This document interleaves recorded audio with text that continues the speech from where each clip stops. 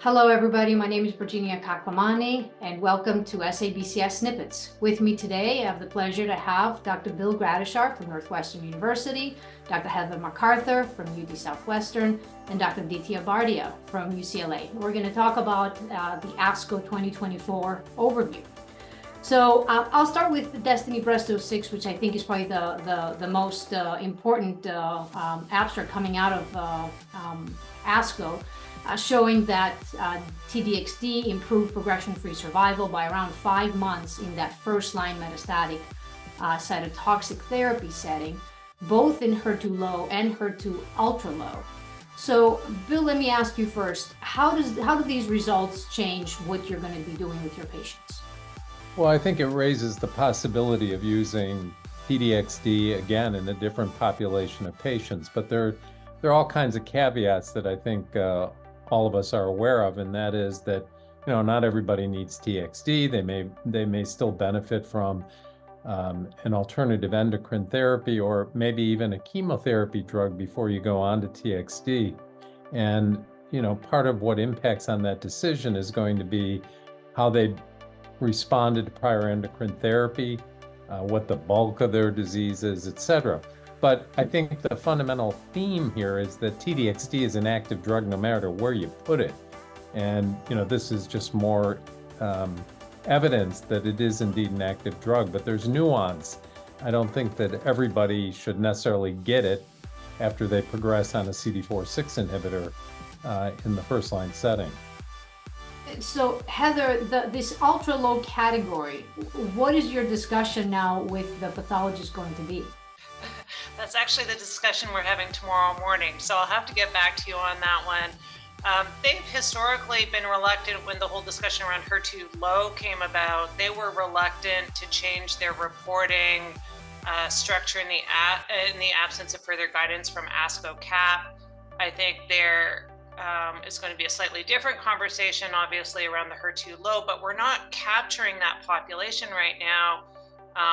And so it'll be a dynamic discussion. So I'm not sure where we're going to land as a group until there's more formal national guidance around testing in that space. But hard to ignore the impressive benefit in that population in this study. So, Aditya, my understanding from pathologists is that these HR-positive cases, the majority of those zeros are going to be ultra-low. There's a very small number that is truly, completely zero. So, would you be looking at the pathologist to tell you whether this is ultra-low, or would you try to use T-DXd, assuming you're able to, in every HR-positive breast cancer patient? Yeah, if insurance is not an issue, more the latter, because the HER2 IHC test was never developed to identify low expressors. It was developed to identify high expressing tumors. And so even this 0 versus 0 plus is kind of an artificial definition. At such low levels, from a pathologist perspective, it's very difficult to distinguish what's some staining versus what's normal staining. And so if it's not an issue, I think T-DXd should be used based on results of DESTINY-Breast06, regardless of HER2 expression.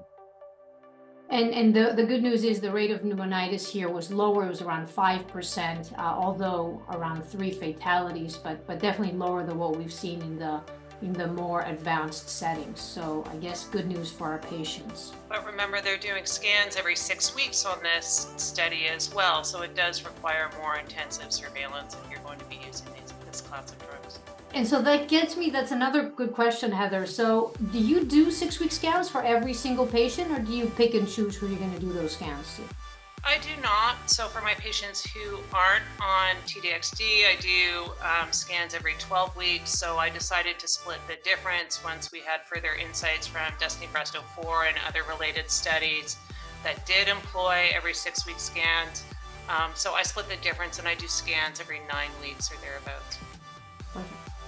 So let's move on to Post-Monarch. I think another big story, a study that we were all looking forward to seeing the results of, showed that the use of abemaciclib after first-line CDK4/6 inhibitor, which was mostly palbociclib, but around 30% or so of patients also received ribociclib, produced a benefit of abemaciclib of around 0.7 months.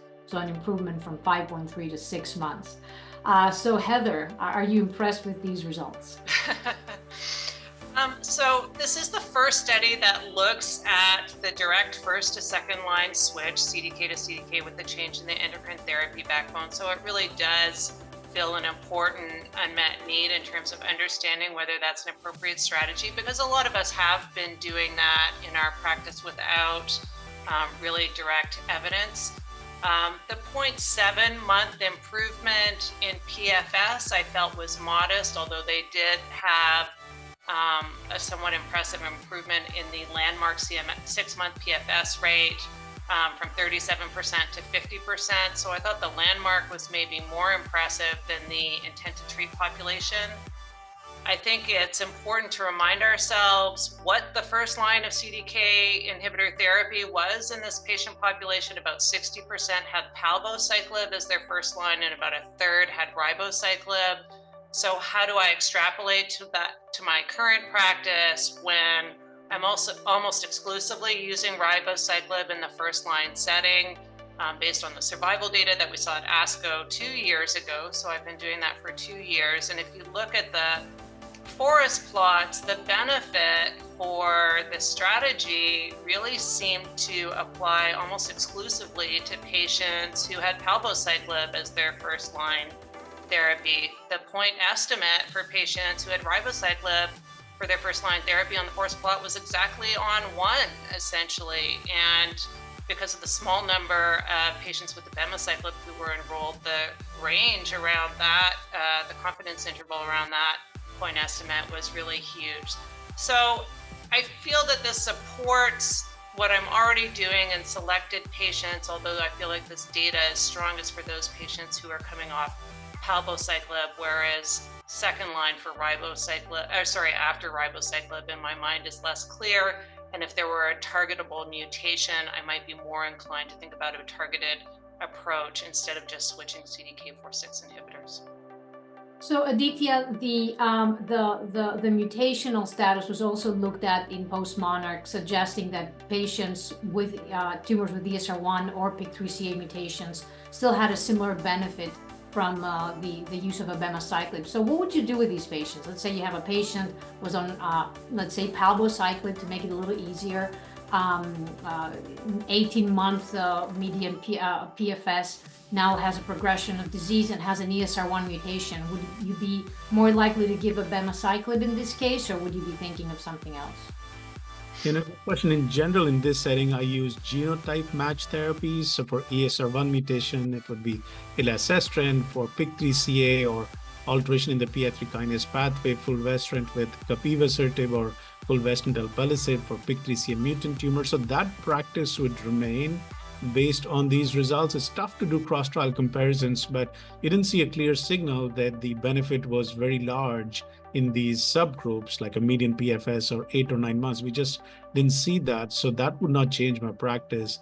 The question is going to be more the wild type. If a patient does not have actionable ESR1 or PIK3CA mutation, would I use fulvestrant alone, or would I use fulvestrant plus abemaciclib, or fulvestrant plus everolimus or exemestane everolimus, which is still an option to consider for tumors that don't have actionable alterations?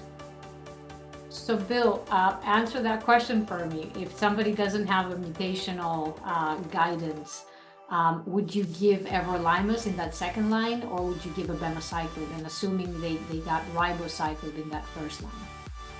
So, I share Heather's notion that this was a bit underwhelming, but I think it does create an option in those patients that don't have an actual mutation that Aditya was talking about. So to your question, I think you'd have to look at it. I've never been a huge fan of everolimus, but I think it does present a viable option to this. I do, in select patients, use sequential ctDNA/4/6 inhibitors, not a lot, not the majority. And I think this just supports that it might help. But I think, as pointed out, fulvestrant with everolimus or exemestane with everolimus could be another option too. I would just add, Virginia, if I could, I think it's sobering because this was a dedicated second line strategy, right? We expect about 2 years PFS on first-line therapy. Here we have a pure second-line experience after that first-line standard of care with a PFS of only 6 months in the experimental arm. It just underscores for me how much more work we have to do in this space. You're right. We were used to having 12 months of an AI and then 9 months with the second line therapy, 6 months with the third line therapy, and now we've gotten from 24 months to 6 months. So you're right. It's changed quite a bit. Okay, so let's move on to RxPONDER. So RxPONDER was a clinical trial looking at patients with 1 to 3 positive lymph nodes, doing the 21 gene recurrence score in patients with 0 to 25, getting randomized to chemotherapy versus not, showing that the patients that are postmenopausal did not have any benefit from chemotherapy, but the premenopausal patients seemed to have a benefit.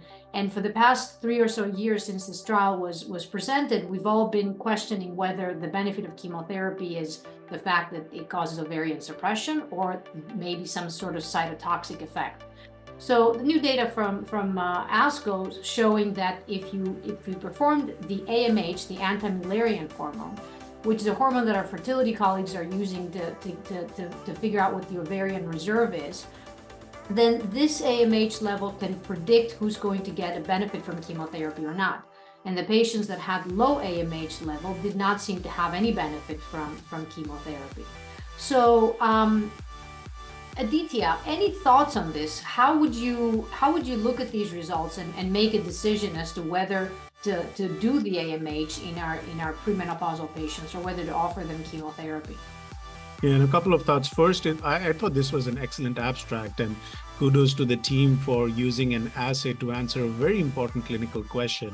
And it did emphasize that you can use AMH to figure out ovarian function.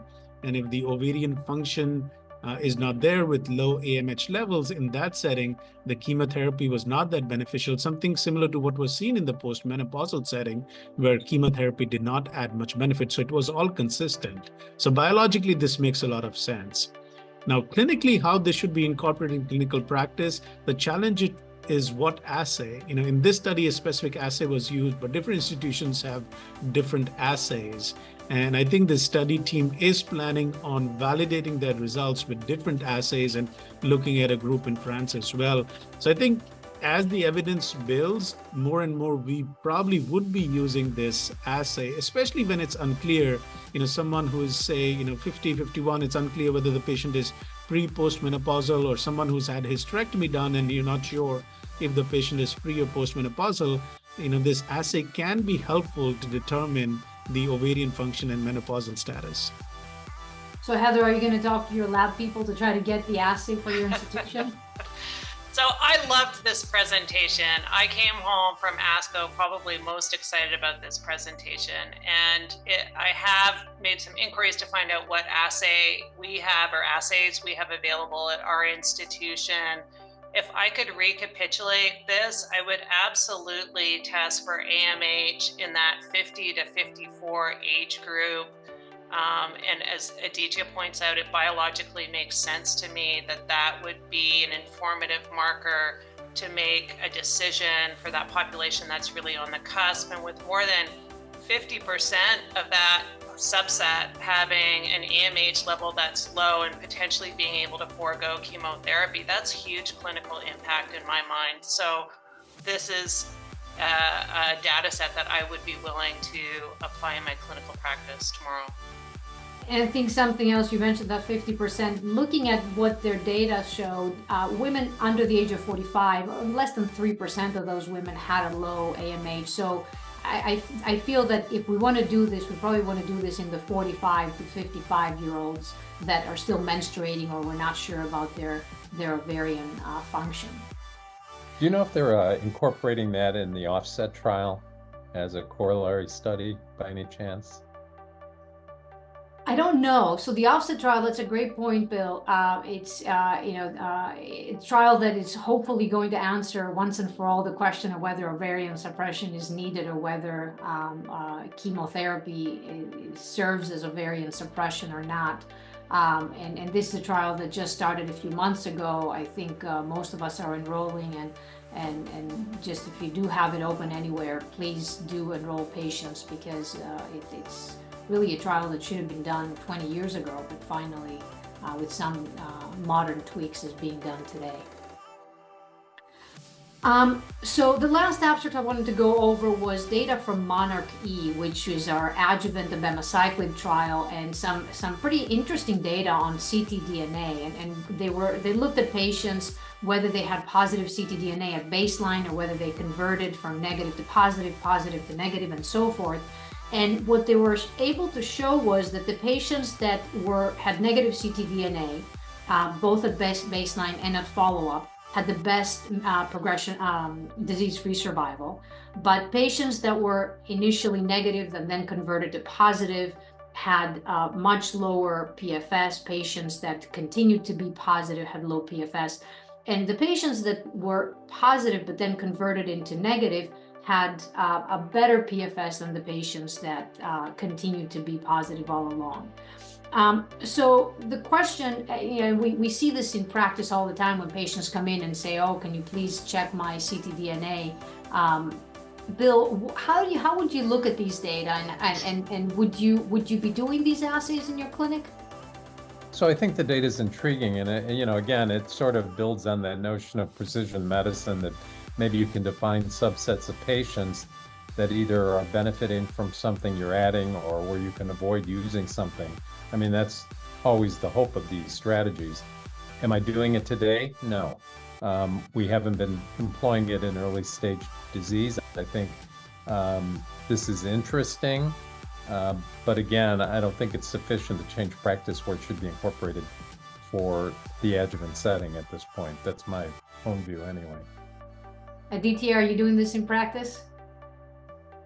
It's a good question. This tends to come up, and Signatera is approved for patients who have stage 2B, stage 3 disease, and some providers are using it in clinical practice. We actually did an institutional review that we presented at ASCO. Dr. Marla Sharp presented the results, asking this question.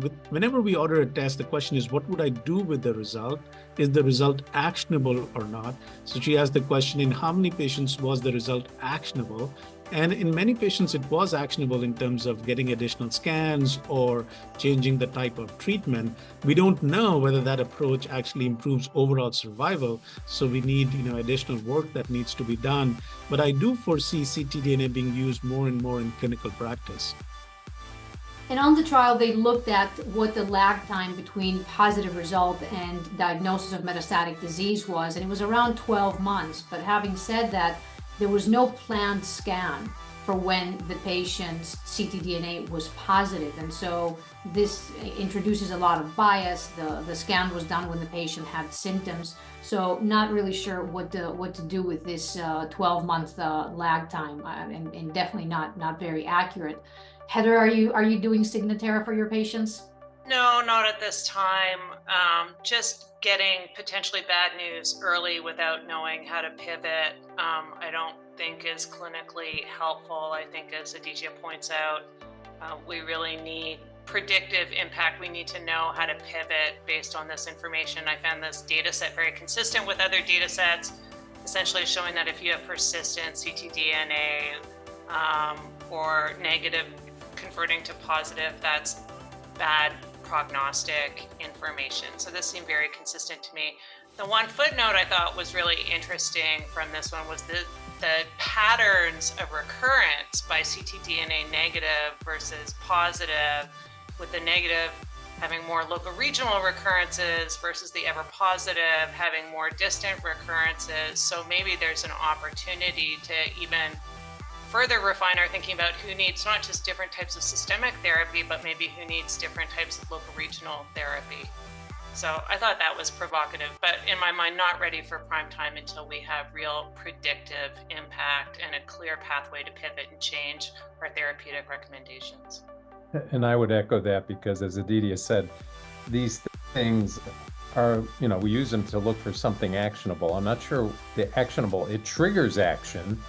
We do all kinds of things with the information, none of which we know for sure change the end result. So I think back to Heather's point, we have to get some data that supports predictive measures that by acting on these abnormalities, we're impacting on overall outcome. Perfect.